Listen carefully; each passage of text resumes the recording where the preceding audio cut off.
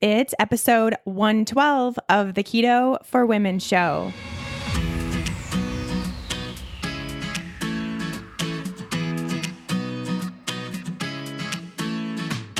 You're listening to the Keto for Women show. This podcast provides the tools you need to create your own expression of a healthy ketogenic lifestyle so you can stop obsessing and start living. I'm your host and nutritionist, Shawn Miner. Now, let's get on with the show.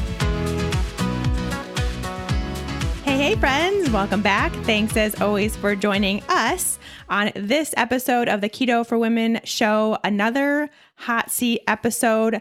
This time, we're talking all about supplements, the good, the bad, and the ugly about your supplements that you're taking or that you're not taking. All the good stuff coming at you. First, really quick, just one announcement. Actually, it's not an announcement. It's yet another teaser, which I always seem to do when Kristen's in the room. She must think I'm just a big tease.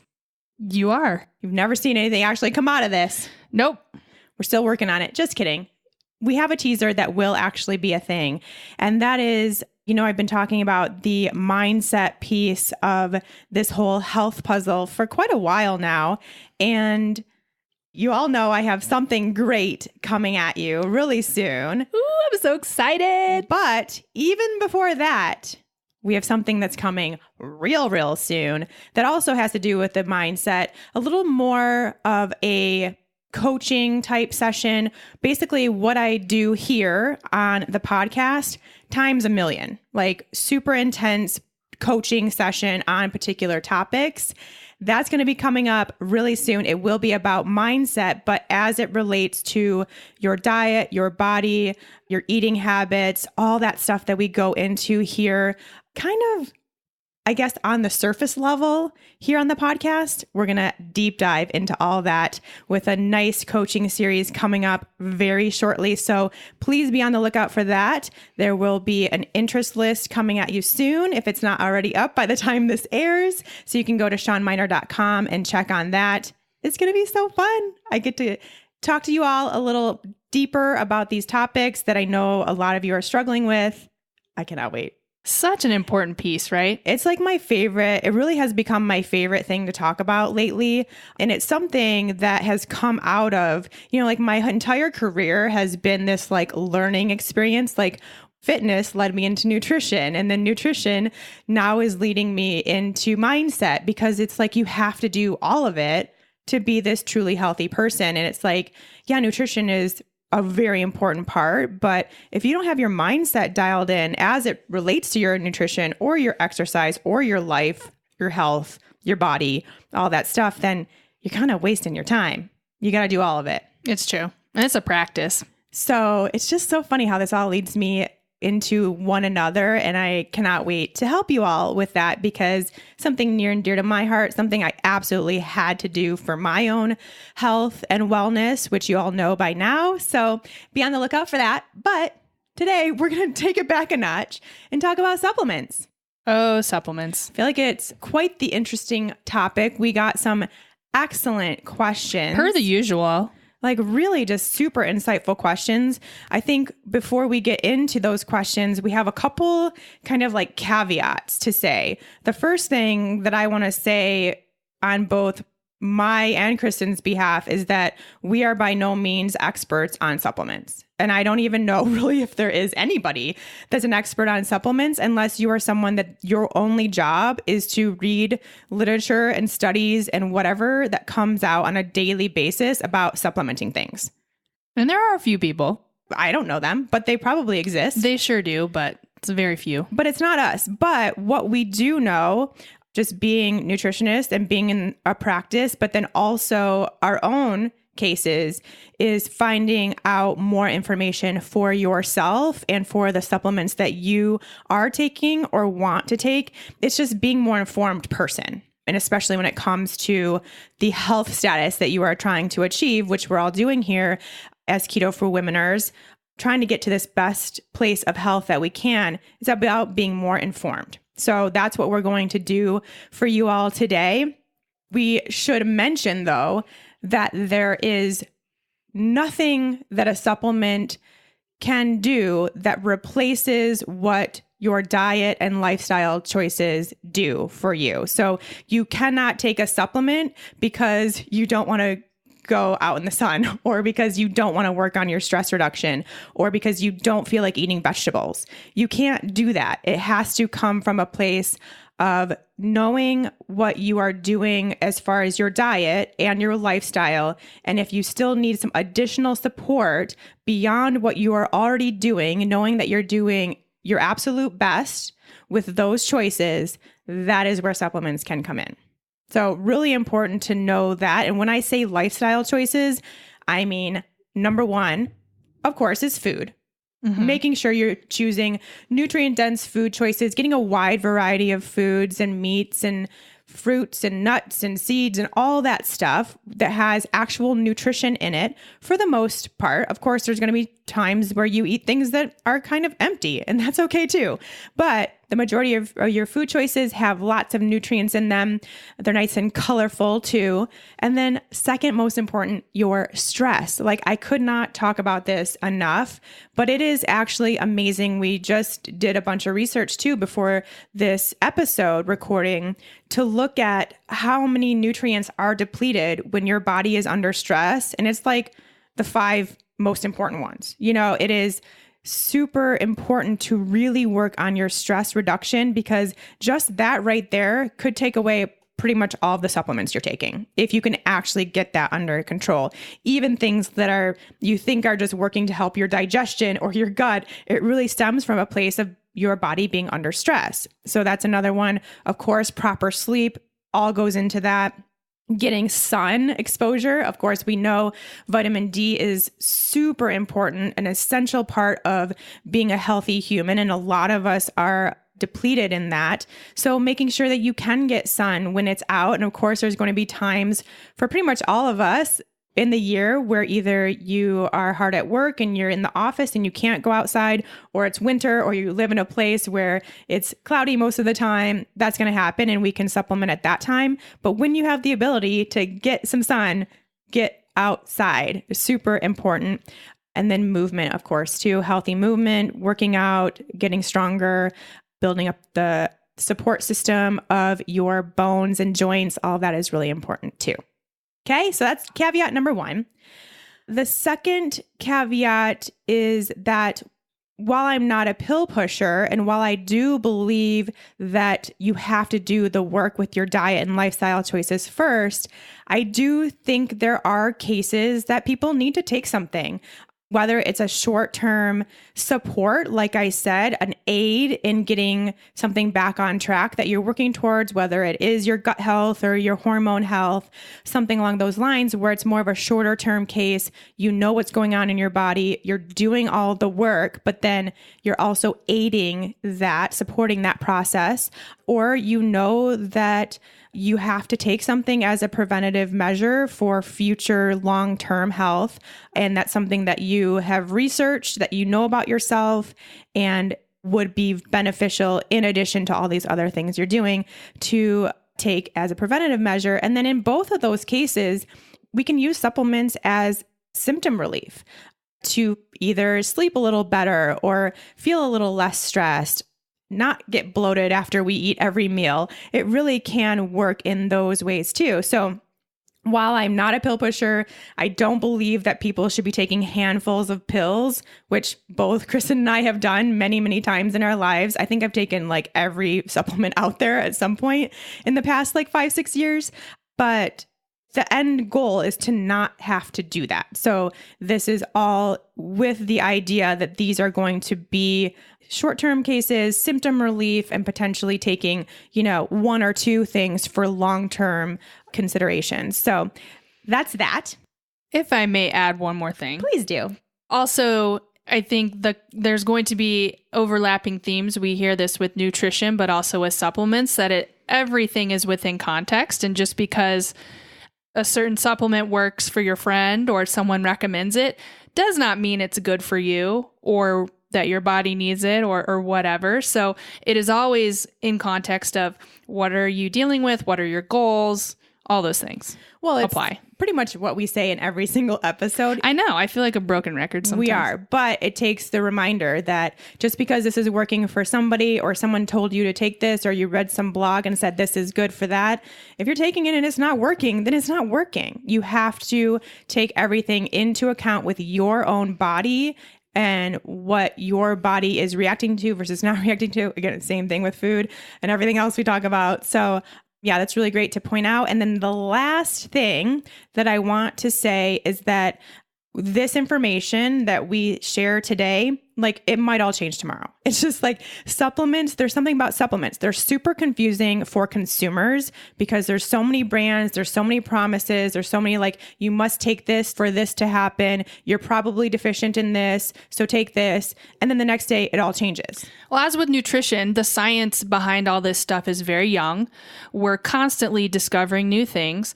And to make matters a little more foggy is that there are, interests behind everything that aren't necessarily good, right? When there's money and marketing behind an industry, then we're going to get very confused. It's just how it is. Yeah. And I mean, the same thing, like it's confusing for consumers, but it's equally as confusing for practitioners. Yeah. Like I said, unless you're someone that is their only job is to research this stuff and to make the changes as the evidence changes, then there's always going to be some gray area for all of this stuff that any practitioner is telling you. So be on the lookout for that. And we are the same way. We try to keep up to date on this stuff because we enjoy it. But like I said, new stuff comes out every day. We'll find this out when we talk about probiotics. I think Kristen has some new stuff that she has found out very recently to share. So just know that. Just take all of this and use it as information, not as gospel, and do your own homework. Yeah. Commit to being an informed consumer and stay educated. Do you have anything else to add before we get into I think we should dive in. Let's do it. Okay, cool. First up, we've got one from Amanda. How do you know which ones are good and how to avoid the junky ones? Love this question. This is, I think, if it's not a question on everyone's mind, it probably should be. So thank you, Amanda, for starting us off. I mean, we could probably have a whole episode just on this topic, because it's pretty important. So the reason why we should care is because of basically how the FDA treats supplements. They are in a category of safe until proven guilty type situations. So a supplement product can go on the market and stay on the market until there is a problem, essentially, till someone gets sick or hurt or dies or something like that. And then they get pulled. So there's or something is caught with like a mislabel or like the ingredients listed on the label are not truly what's inside the supplement or something like that. Right. And whereas in the case of an actual pharmaceutical, there is rigorous testing that product has to go through to determine that it's safe and effective before being put on the market. So it's totally different process between supplements versus actual medication. Even though there are a lot of people and even doctors recommending supplements over medication these days, just the possible efficacy and quality is much different between the two. Well, what's super scary, and I hear my brother, who is a doctor, saying this in my mind, is that a lot of supplements can have equally as negative and bad reactions as taking a pharmaceutical drug. So people, I think that they can take supplements and they're less potent or, they're not as quote unquote bad, but they really can do some damage too. So that's why we need to know what we're taking, why we're taking it, how much to take, all that stuff. Now, the cool thing within the supplement market is that there are different grades of supplements. Now, it's not something that's going to be like blasted on the label or anything like that necessarily, because again, there's no regulation as to how these companies market their product. But you can do the research to find out what grade of supplements you're taking, and we'll go over which one is the best in just a minute. But the different categories are pharmaceutical grade, medical grade, and cosmetic or nutritional grade. Now, obviously, the pharmaceutical grade is the highest form. They are third-party tested, and they have the highest standards for purity, absorption, and bioavailability. Now, the key with the pharmaceutical grade supplements is that they are typically only sold by healthcare providers, because those companies that have the pharmaceutical grade and do the third-party testing, they're so protective of their product and they know the strong impact that it can have on people's health. So they want them to be monitored only by a healthcare professional. They don't want them to be on the store shelves. So the ones that you are seeing on the store shelves are typically the cosmetic or nutritional grade supplements, which is that kind of that third last category of those grades. So really the best bet, and I say this, of course, as a healthcare professional that works with pharmaceutical grade supplements only, of course, the best bet is to get a recommendation from a healthcare professional for many reasons. But of course, they have access to the brands that aren't on store shelves. Like a lot of these brands, you can't obviously go to the store, but you also can't get them from Amazon, or you shouldn't get them from Amazon if you can, red flag.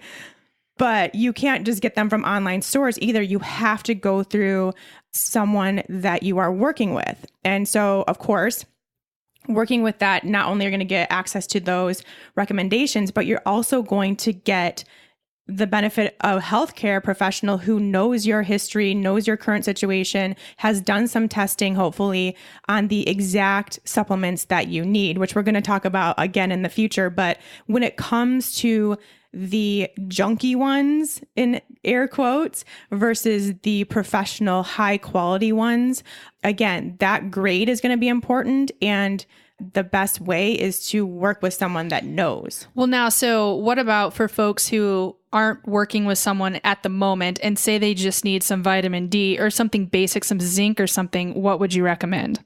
Well, this is a good time to do your own research then, become your own investigator. So whether you already have something that you're taking that is now in your cabinet, go to their website, do your research, call on Dr. Google, find out more about that company and its standards and what it uses in its products, be more informed. So the cool thing is with these pharmaceutical grade and even the medical grade, they're going to be pretty open about what they do, their process, their purity, their third-party testing, all of that, because they want you to know how good they are. So it's not going to be fluff. It's going to be verified testing. It's going to show you all of the information. They're going to be very open. I've even called companies before and talked to people and asked them questions about their processes and about their supplementation recommendations and all that stuff. So again, if you are using a company that has high quality standards, they're going to want you to know, and they're not going to provide you with all this fluff. So that's what I would do if you aren't currently working with somebody. Yeah, cool. But you can also, and I don't know a whole lot about this testing, but they do have what's called USP testing, and it's US Pharmacopoeia verified. It's a big green seal. It will be again on the labels. Again, take it with a grain of salt. But this is a independent, not-for-profit organization that works to set public standards for the quality of supplements, dietary supplements. So they do test to confirm that what is on the label is what's actually in the product, and then also on potency and purity. So at least you know that you're getting what you're paying for. It's not a bunch of fillers and other random stuff, random ingredients. At least you know that what is in that little pill is what is said on the ingredient label. So that's another thing that you can be on the lookout for. I would just say, again, take it with a grain of salt. Don't let that be the only research you do, but that's a good place to start. If you see that green label and that USP certified, you can kind of go from there and then see what that company is doing otherwise to make sure that they have really good high quality standards for their ingredients in their products. Do you have anything else to add? Yeah, I think I'd like to share my two favorite resources that I think people would really dig. They're both unbiased, independent resources run by a couple guys who are really into testing, and they both test supplements and make recommendations. And you can even look up supplements and see kind of how they rank against other supplements that these guys have tested. So I would say, and we'll put these in the show notes for everybody, but Examine.com is one, and the other is labdoor.com. Two really, really good resources. Yeah. And I think one thing we also should mention in this portion of the podcast is make sure you are reading the ingredient labels for your supplements just as closely as you read your food labels, because they put some weird stuff in supplements. Even if they are the high quality ones, there's just some stuff that you're like, I don't want to take that. Good point. Well, and especially if you're following a particular diet or avoiding something like dairy, if you're lactose intolerant or gluten or something, those are hidden in a lot of supplements. And I've even had practitioners recommend a supplement for me, either forgetting that I'm lactose intolerant or not realizing there's milk in a product, and I've taken it and it's caused some not good things. So definitely you have to be your own best advocate, even if a practitioner is recommending something to you. They don't know all the ins and outs of your diet and what you're avoiding and stuff like that. So important. All right. So hopefully now you can kind of decide which ones are junky and which ones aren't. Again, of course, it's hard. It's super hard with the marketing and all the stuff that goes on in these industries, but just be informed. Well, speaking of marketing, this next slew of questions are about probiotics. I feel like that's a real this is opening a whole can of worms. So I'll just go ahead and read all of them together and then we can discuss. But the first one's from Laura. All things probiotics daily, rotate brands and types, best time to take. Those are some good questions. And then Emily, should I take a probiotic forever? And Amy, supplements to take before and after antibiotics. All good questions. I think probiotics are something that people, it's just like such a buzz thing right now. And for good reason. They are super important, but it makes people really confused because they don't know what, when, how much, forever, like tons of information out there. And you just found out some new stuff, some latest research in the probiotic world that I was not even aware of because I haven't thought about probiotics and doing the research in like a couple months. Yeah, there were 2 studies that came out earlier this year that kind of reiterated things we already knew, but also had a few findings that contradicted what we thought previously about probiotics. And I think the 2 big ones is that, well, one, we thought, when you take antibiotics, typically those wipe out a lot of your gut bacteria. And what we thought was, take probiotics during and after antibiotic use to help combat that problem. And what one of these studies found is that actually taking a probiotic during and after antibiotic use prolongs your gut's ability to recover, sometimes upwards of 5 months. So the body itself is very resilient and great at recovering on its own. So that was an interesting one. And then the second one is that probiotics don't necessarily colonize in the gut. So we typically are taking them thinking, well, we're trying to adjust the balance of good versus bad bacteria. So if we take these probiotics, the good will rise up and the bad will get killed off. We found that really doesn't happen, that the benefits of probiotics mainly happen in a transient way. So as they're moving through, they don't necessarily stay and colonize. So they're not useless by any means. We still, we've had hundreds of randomized placebo-controlled human clinical trials that show probiotics are very, effective for certain conditions, but not so much for changing the gut microbiome. And still always going to be a good way for, like I talked about, the symptom relief. Really great for people that have bloating, constipation, diarrhea. I've seen it help so much in all of those cases. Taking a good dose of high quality probiotics really does help with overall symptom relief of the gut.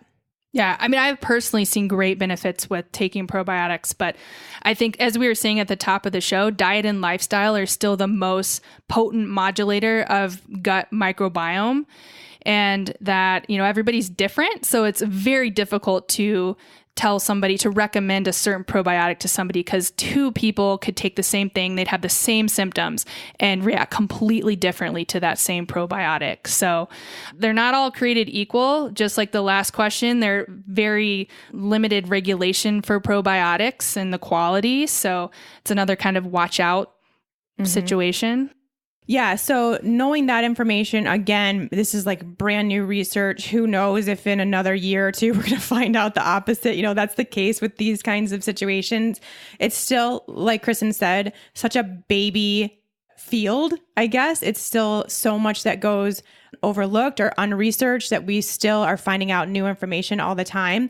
But what I know is that I've seen a lot of great stuff come out from the people that I work with. And when they do take certain probiotics over others, when they do, of course, also work on their diet and lifestyle, and then add in these probiotics, add in the fermented foods, there's some great things that come from people and healing their gut by adding in these things. So I don't think it's something where all of a sudden we think we don't need probiotics or shouldn't be taking them or they're useless by any means, of course. But now we just have a little bit more to consider. So I still kind of go by what I see in practice and what I see help people, which is that daily probiotics do really help people, whether it is just the symptom relief or there's something else going on and it is providing that support. I don't know, because I can't be in the gut. We probably have no idea still why they're so helpful. Yeah. So I really think that if you are someone that feels like your gut isn't where it should be health-wise, or you do have like mood disorders, skin conditions, your stools aren't regular, there's a whole host. Even hormonal health still does well by supporting the gut as much as possible, which includes probiotics. I prefer daily. I also prefer to tell people, and I've seen really great things come out of people rotating their brands and types. That goes for rotating on a daily basis if you'd like, and can do that if you can have multiple jars in your fridge at the same time, or going brand to brand. So spending 30 days on one brand, then going to 30 days of a different brand. I think that works really well too. Again, it depends on you. Here's my take on that. So you might react differently to different brands. So for me, I like taking them like 30 days at a time, because if I start to bloat, or, some of the symptoms you can watch out for is like, bowel movement frequency and quality of stool and bloat and stuff like that, how you feel, even like anxiety and brain fog, all of those symptoms, I would keep a log and really look for those symptoms to tell whether a probiotic is working for you or not. Mm-hmm. Yeah. And, for me, I've now done that research. I know the ones that work really well for me. So now I just keep all of them around and I just take whatever looks good that day. So what do you do? Like what Laura's asking, best time to take? What's your regimen? I prefer taking them myself and telling people to take them at night before bed, because a lot of times, especially if you are taking a new probiotic or new strains that you haven't ever taken or taken in a while, you can have a little bit of bloating or some sort of GI distress at the beginning, which isn't necessarily a bad thing. It's actually good. It's part of the incorporation of your gut microbiome, but can come across as gas or bloating, something like that. And if you're taking it at night, you won't feel it. You won't even notice. Your partner might wake up, but you'll be sound asleep. So that's what I prefer. Although I really don't think it matters all that much. Whatever is the easiest way for you to remember to take them is the most important thing. But if you go to the fridge and get your water before bed, also take a probiotic. It's that easy. So for folks, because, probiotics are expensive. Mm-hmm. So for folks who are on a budget or trying to decide whether to eat their probiotics or take them, like what would you recommend? Which would you prioritize? Would you say eating ferments first and taking something as complementary or supplementary to that? I still think both are needed, but if you are on a budget and you want to really stretch out your probiotics, take them every 2 or 3 days, and then those other days use your fermented foods. It's almost like another way of rotating. Use your fermented foods as another part of your rotational schedule. What ferments do you have in your fridge right now? Always the sauerkraut. Oh, my favorite. Always. Usually 2 servings a day because I love it. I mean, it's great that it's also doing good things for my gut, but I love it. And then kombucha too, which is more of a once a week type thing. I'll have a quarter to half a bottle and call that yumminess. Yeah. What about you? Ooh, I'm really into, I think is it Kite Hill and what's the cashew? There's like a cashew yogurt. Forager. Both are like, have 0 added sugar. They're delicious. I've How about that tried, yogurt? yeah, camel's milk. I've tried camel's milk. Oh, I know yeah. you have too. Kefir. Yeah, kefir. Ooh, yeah. We Good. have a local farm that does Yeah. that. So Emily's asked, should I take a probiotic forever? What's your take on that? I personally say, yeah. I mean, until there becomes a better way to know what's going on with your microbiome and to have a really good, solid test to determine that and to know that everything's A-okay, I think supporting your microbiome as best as possible until that day comes, which may be never or not in our lifetimes, just go for it. Well, it's like you say too, I think forever, however, with a little asterisk, maybe, every once in a while take a break and see how you do. And if stuff changes, then there's some feedback for you on what to do next. And it may take a few weeks before anything changes because while they may be transient, they will stick around for a little bit of time. They won't necessarily colonize and stay forever, but they'll stick around. So the first few days are like, oh, great. My digestion's perfect. No bloating. I feel awesome. And then a week down the road, you start noticing those changes. Things slow. Yeah. Oh, and stay up with the research. Yeah. Do your own because it's always changing. So this may be totally negated in a matter of a week. And then as to Amy's question, supplements to take before and after antibiotics. Now, because of this new research, I have no idea. Yeah. I would have told you to take probiotics, specifically Saccharomyces boulardii, but now I have no idea what to tell you. I do. I say you sleep as much as you possibly can. That is the best thing you can do for your gut. That is true. And you can, regardless, eat your fermented foods, right? Right. Eat fermented foods and take a bunch of naps. Bone broth, all the good gut healing things. Mm-hmm. While we're on the topic of high quality professional grade supplements, let me take this time to tell you all about why I'm so excited to be partnering with Care of. Care of is a subscription-based service that delivers vitamins and supplements customized for your specific health needs. And if that wasn't cool enough, Care of makes sure what you're putting into your body comes from the best sources backed by honest guidance and transparency, all available to you right on their website. And like I just said, that is so important when it comes to finding the supplements that work best for you and that you can trust. That, for me, was absolutely essential. So Care of's fun online quiz asks you about your diet, health goals, and lifestyle choices and takes only 5 minutes to find out your personal, scientifically backed vitamin and supplement recommendations. You answer easy questions like how much sleep you're getting, are you looking for more energy, do you need something to help with your weight management, how healthy are your hair, skin, and nails? It gets really personalized. I had so much fun taking my quiz and was very pleasantly surprised with the detailed questions they asked. It made me feel like I was answering my own nutritional therapy questionnaire that I give to my clients. And based on my quiz results, Care of recommended I work on my brain health, stress response, and fitness level, all which I totally agreed with. Now, every day, I'm taking a packet of pills curated just for me to work on these specific things. The best part, these little packets are so cute and customized. They even say your name on them.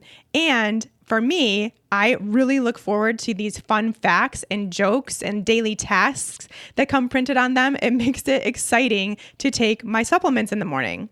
It can be really hard to know what vitamins or supplements you should be taking, as we're talking about in this episode, but Care of makes it easy to find out what you specifically need to be your healthiest. That makes me a big fan, and I think you will be too. For 25% off your first Care of order, go to takecareof.com and enter the coupon code KETO4women. That's takecareof.com. Enter the code KETO4women and you get 25% off your first order. Thank you to Care of for helping support this episode of the Keto for Women show. All right, let's move along here. Interactions. Ooh. Another great set of questions. Another group. Okay, Holly, how effective are supplements when you take them all at the same time? Ginny, can you take magnesium and calcium together? And Tiffany, how do you check for interactions when most doctors disregard this? Yes, big, huge topics that, again, huge caveat, we don't really know a whole lot. There's not a whole lot of stuff out there about this kind of thing. Going to Jenny's question first, can you take magnesium and calcium together? This is one of the more studied and more well-known interactions that can happen between supplements. So magnesium and calcium have the same receptor sites. So taking them together, they're going to compete for absorption. So they will be more effective, especially if you're taking a larger dose of one or the other taken separately. And this is kind of one of those things where you'll notice a lot of supplements, they have them together, both taken in one pill form. So then it's like, oh, do I really trust this company? Do they know what they're talking about? Another kind of potential red flag. Why? It just blows my mind. Why would they do that? Because they're cheap. Drives me nuts. Because that would take creating a whole nother supplement line. Well, take calcium with food and typically take magnesium without. Also important. Yeah. So that's Jenny's question. Holly, how effective are supplements when you take them all at the same time? Again, there's probably interactions that nobody even knows are happening at this point. So my consideration is if you need them and you can remember to take them, take them. If it has to be all at the same time for you to actually remember to take your supplements, which is the case for me, I am one of those people. I remember about once a day and that's it. So take them all at the same time. And if your body needs them, those herbs, those minerals, those vitamins, that support, it's going to take them. If it doesn't, you're going to excrete them in your urine. So just keep that in mind. And again, not something that we really have the ability to know, so we really can't worry too much about it. Yeah, good rule of thumb, we've got 4 fat-soluble vitamins, A, D, E, and K. So again, a lot of those come with some sort of a fat with them to help with absorption, but rule of thumb, take those with food as well, because typically you're going to have some fat in your food. And there's also a lot of things like zinc, for example, we're taken on an empty stomach and you feel sick. So yeah. I pretty much always recommend taking with food unless there's a specific instance where being on an empty stomach is better. But that also helps people to remember, like, oh, it's breakfast time. I'm also supposed to be taking my supplements along with this meal. So again, I'm more concerned with people remembering to take them, which I know is really hard. So whatever you can do to get them in. And then as far as Tiffany's question, how do you check for interactions when most doctors disregard this? First of all, yes, very interesting that most doctors don't even consider this. And I don't know if Tiffany's talking about interactions between supplements or interactions between medications and supplements. Probably both. So with medications and supplements, there actually is a lot of information and research. Just Dr. Google, again, type that in, especially if you are taking something and you want to know the supplement interactions with that particular medication, you can find it really easily. And I highly recommend that you do. If you are on any prescription medications and you also are either already taking supplements or considering taking supplements, do that research first so you know what you're getting yourself into. Of course, the medications that you have been prescribed by a doctor are the most important. So you want to make sure that you are thinking about that and then building your supplements around that. I'll tell you what, Tiffany, if anyone out there is an app builder, someone needs to come up with an app where you can just scan a supplement and then it tells you, or you input all the supplements you're taking and then it tells you. Tells you what time to take what. Or and what interacts, like don't take this with this. And wouldn't that be great? You've been saying that for years. I know, it's really complicated. It's way too complicated. Yeah, that would be a really long task for somebody. But if you're an app builder or know somebody who is, and take this idea, please, and make it happen. Yeah, that would be so awesome because there are a lot of interactions, but like I said, not well documented. A lot of it is still unknown, but just do your best. And what's more important is the prescription medications to the supplements, for sure. Cool. All right. Now we get into some more specifics about what's needed if I have this going on. All right, up from Abby. How do I know which supplements my body needs? Are there basics almost everyone should be taking? And then another one that's similar. What's necessary versus what would be nice? Yeah, huge questions that, again, we don't really know because we can't see inside of your body. We don't really know person to person. Everyone is, of course, so different.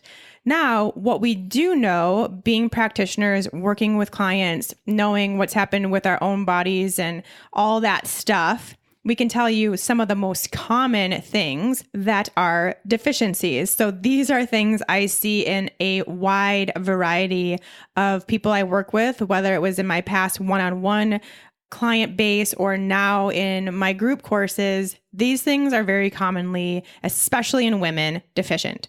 Magnesium. Magnesium is one of they have like 300 uses in the body for magnesium. So we often are deficient and become deficient very easily in today's world. You could potentially know that you are deficient in magnesium if you experience muscle cramps, which is very common in the keto world, those muscle cramps, because we are deficient in magnesium most commonly. If you have headaches and or migraines, fatigue, nausea, dizziness, irregular heartbeat, again, something that comes up sometimes in the keto community, and then they get their electrolytes in check and their heartbeat is great. So those are something to look for and consider. Magnesium, if you have experienced or are experiencing any of those. Zinc, you will notice that your hair and nails are more brittle. If you're deficient in zinc, you get sick more often because you have a lower immune function.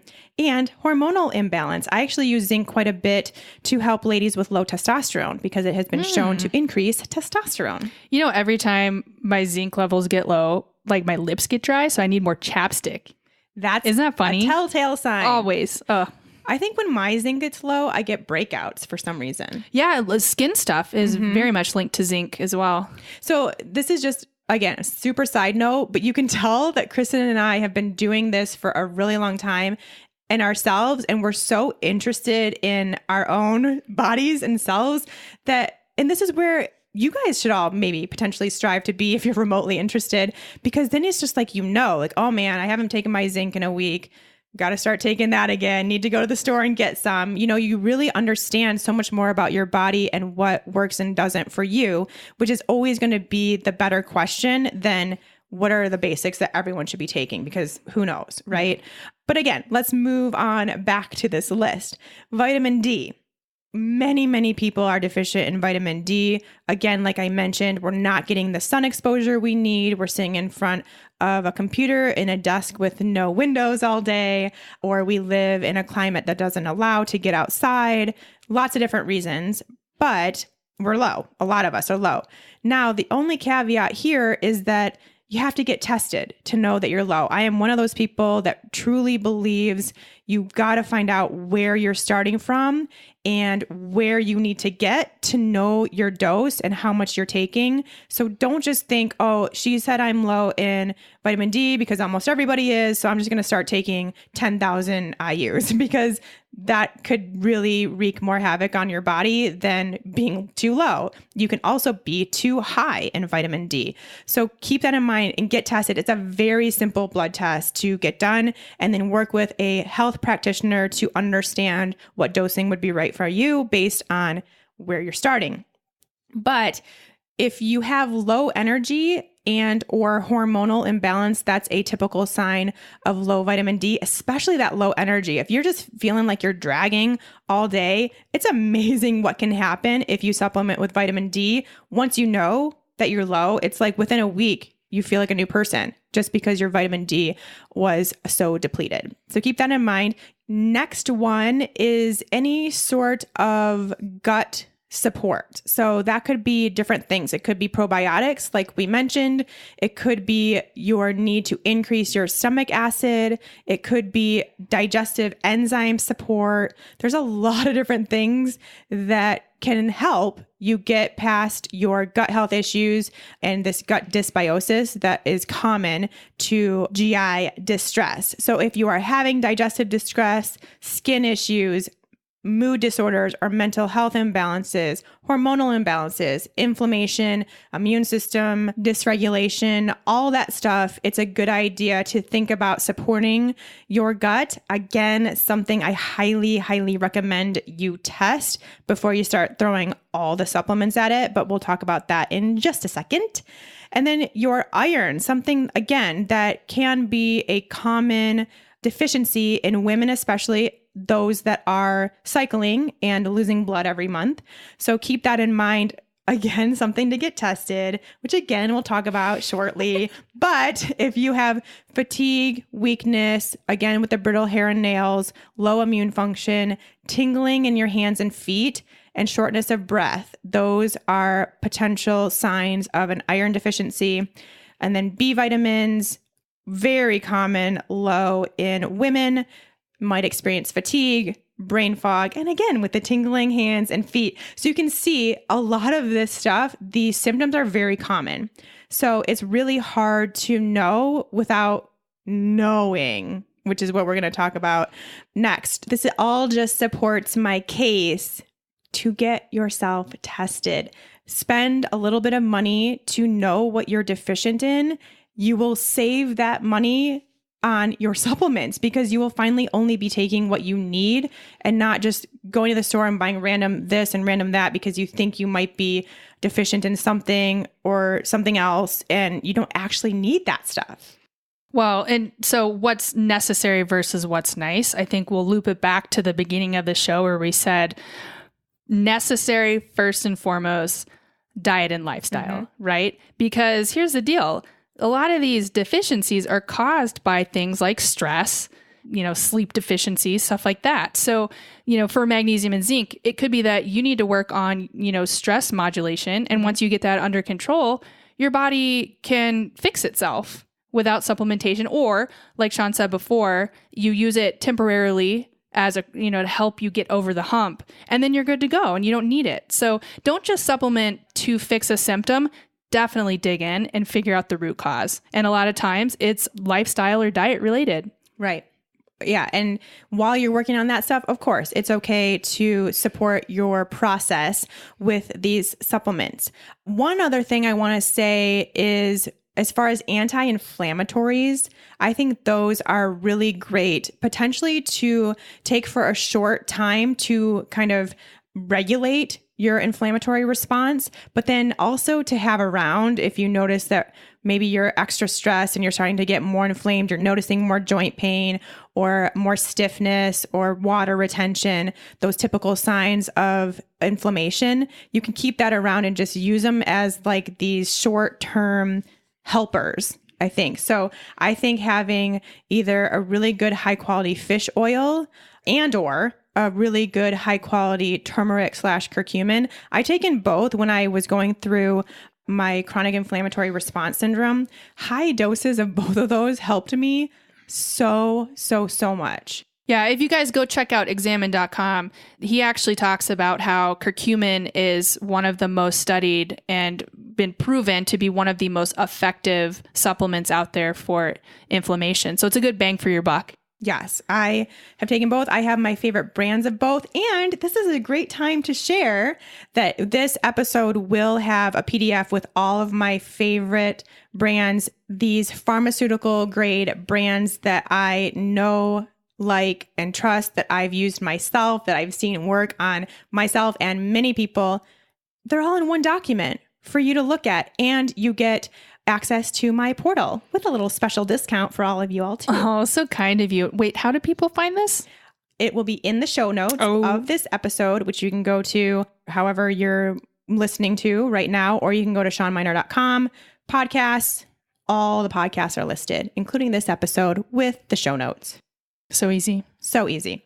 But anyway, back to this. But I also think the same thing goes for some sort of mood / stress support. Again, something that you may need to take for a short term while you're getting your stress under control as a way to help, but then also something to have around. Like have it in your back stock for these times of stress that are inevitably going to come up when you need some extra support or you're feeling a little more moody or something's going on. Use that and have that just in your back pocket. That's great. Yeah. Mm-hmm.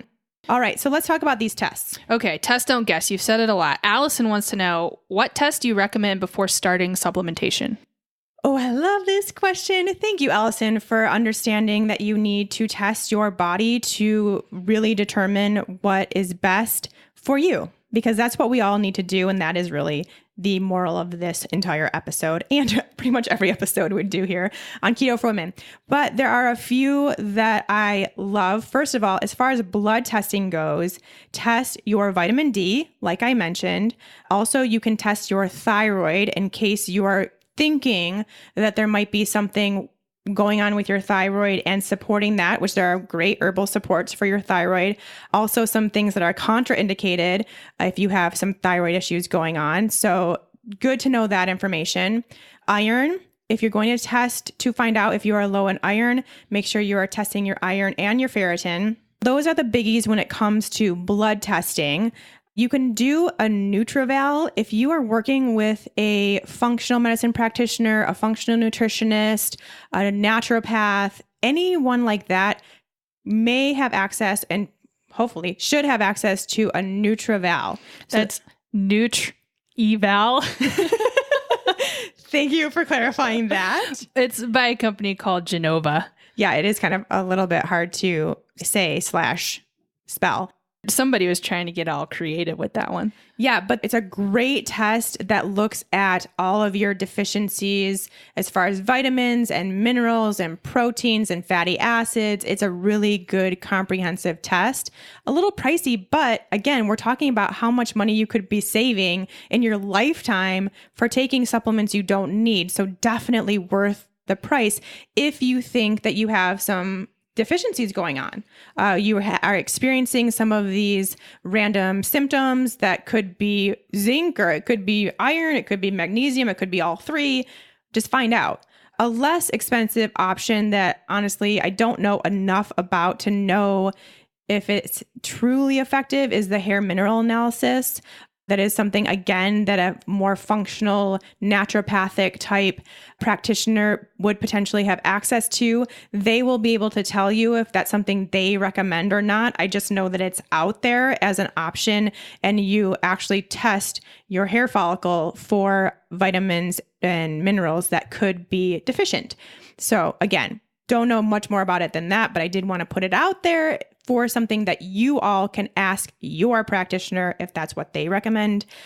If you want to test your gut, which I highly recommend, as far as you can find out your inflammation level in your gut, you can find out your immune function within your gut, you can find out how many enzymes you're producing, how strong your stomach acid support is through a GI map. You can also find out if you have an overgrowth of pathogenic bacteria or fungus like yeast, parasites, protozoa, those kind of things. If you have something living in your gut that you shouldn't have and maybe causing distress, you can find that out through the GI map. Again, something you would get through that alternative healthcare practitioner.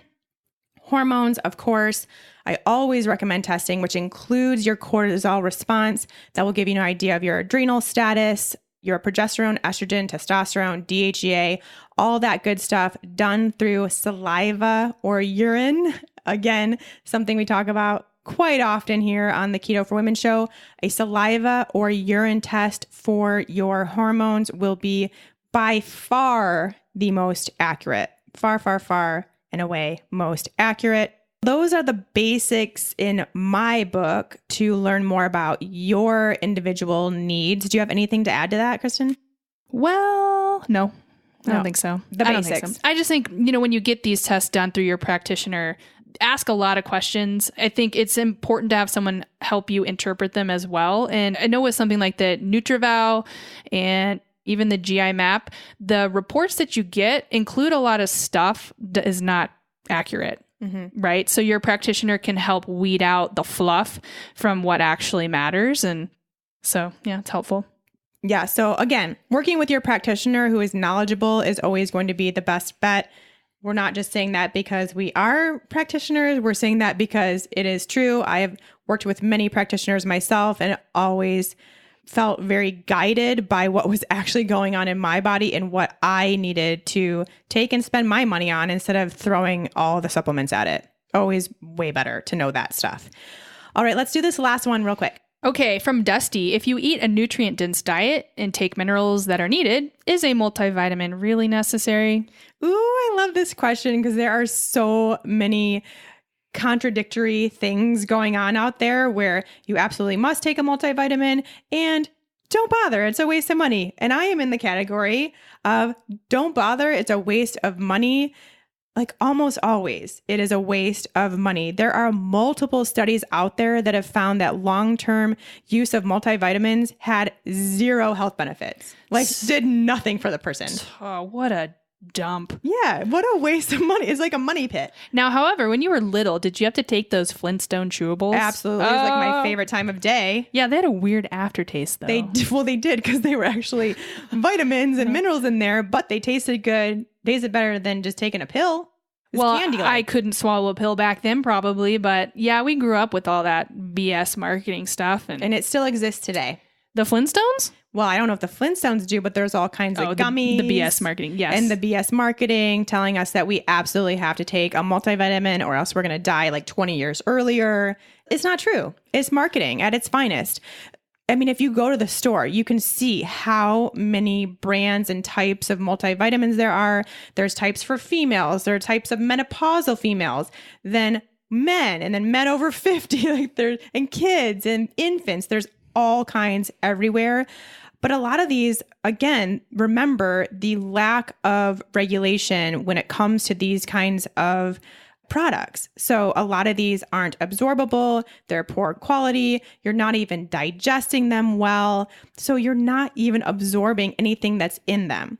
It is much better and worth it to find out what you actually need. So Dusty mentioned, if you're taking the minerals that you know you need and you're eating this nutrient-dense diet, well then, hey, you are good to go. Always take that approach.